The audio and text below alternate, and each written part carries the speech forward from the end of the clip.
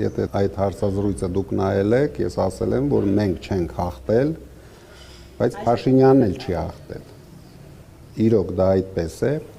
որ դուք պատկերացնեք, ես ուզում եմ ձեր հարցին մի քիչ երկար պատասխանեմ։ Գոյություն ունի երկու Փաշինյան։ Մի Փաշինյանը դա մարդ է, չնայած շատ վատ մարդ է, բայց մարդ է։ Թույլ, վախկոտ, ստախոս, ագա մարդ է։ Այդ բազայի վրա դրսի ուժերը, երևի հասկանում եք հայտնի երկրների ուժերը, կառուցել են մեխանիզմ։ Նորից դա կոչվում է Փաշինյան, բայց դա արդեն մեխանիզմ է։ Այդ մեխանիզմը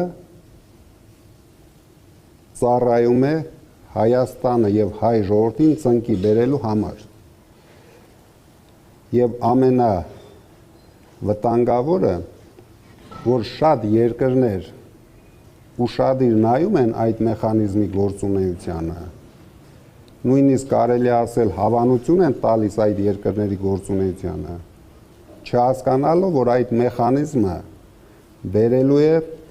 առաջի քրիստոնեական պետության վախճանին։ Քանի որ մեր հարևան երկրները խաղաղության քողի տակ պարտադրում են մեր պետության ոչնչացման ծրագիրը։ Մենք պայքարում ենք այդ մեխանիզմի դեմ,